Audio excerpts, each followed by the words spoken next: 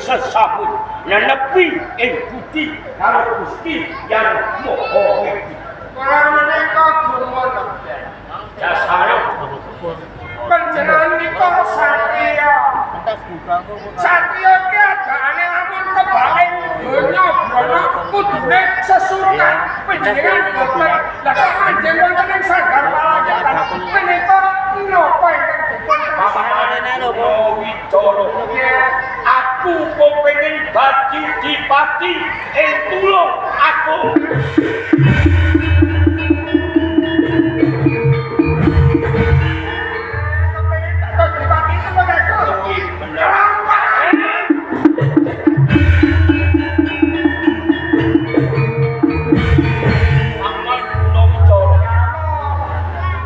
Sakwise ngaku bloko apa sing tak tarepke kowe kandha bisa mongko manut pengabaran sing tak tampa calon ratu utawa calon dipati ana ing Kadipaten Tulungagung ora liya mung aku Indra Suma Wicara. Menika kenalipun nama akal-akalanipun ingkang rama kadyan. Merga ingkang rama menika sampun ngenah wonten ing Pustaka Raja. Sapa kang lenggah gambar panuan ing Tulungagung kudu ijal saka garwa Prameswari. Ya pancen kaya ngono. Lah niki panjenengan sing kirang kono. Ing ngandhapipun tasih wonten seratanipun. Najan to saka garwa paminggir saged dados Hadimati ning mawi panunggalan.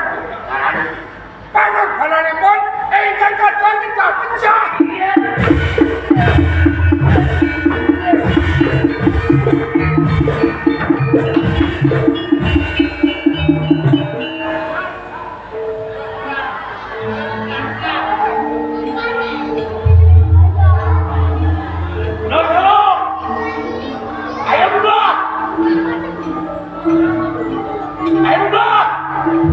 Ayo buka bola.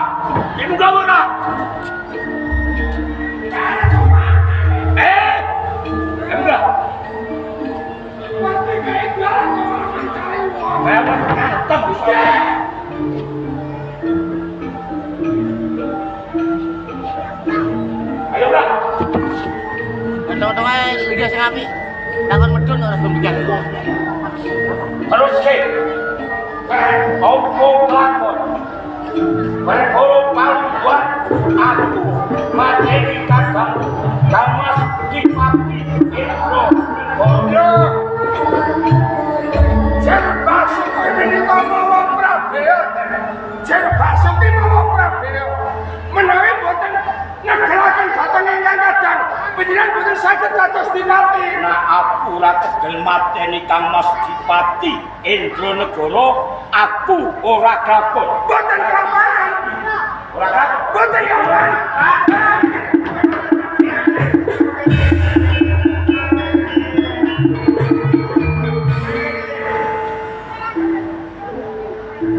sampeyan diwoke Ngewoke pripun?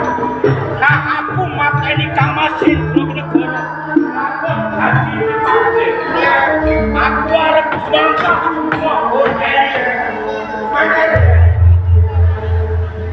Menawi panjenengan tumandang piyambak saged mejahi dhateng ingkang kadang dipun sumurupi dhateng para kawula. Ukune sapa? Ukune sapa? Sing sumangga, ukune sapa? Ukune sapa? Ngomong kok ngono ora medeni. Mangga ngangge cara nebuk silih tangan. Mateni aja kawis tara. Nggih, Dasare piye? dasaripun ngeten.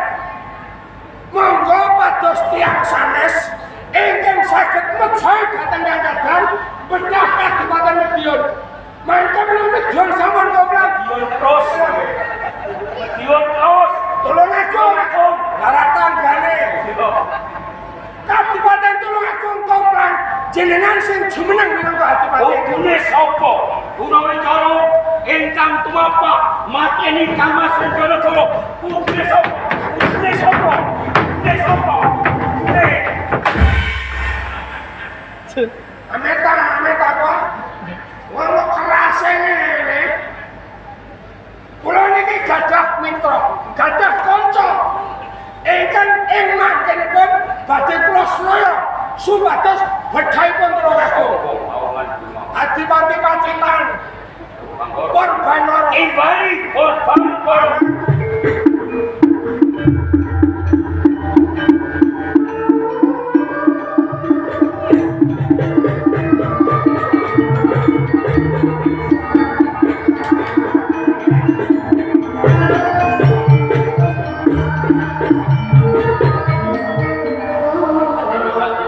monggo iki panjenengan dipun aturi pirsa piyambak kalih Raden Baywandara.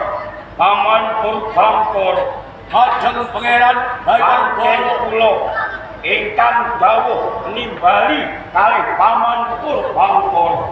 rumangsa kathah panatiku. Apa panjenengan wigati Wonten saiki apa wigati? kula kepengin dadi Dipati wonten ing Tulungagung.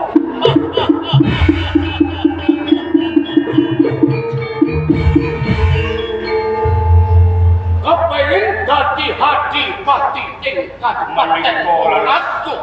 Nggih. Paman Purbangkara kula nyuwun sabyantu panjenengan. Kula nyuwun kalih Paman Purbangkara ngrencani kula waton Bayu Anggara Kelampahan dadi Dipati ing Kadipaten Tulungagung. Mangkire Pacitan kula paringi bumi kamardikan.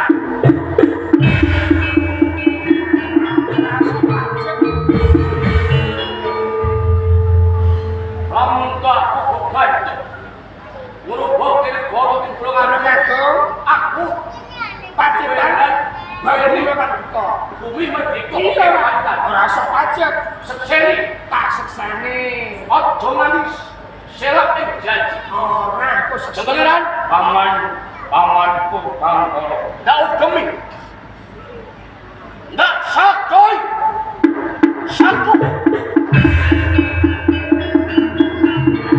Paman Purbangkara nak sampeyan sak kula nyuwun tulung aku cak perang yen wis saged boten Kowe harapan itu. Nanging kono dipomo.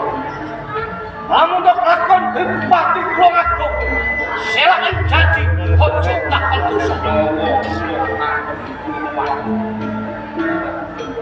Tak wiwitane Kulongagung cecablah.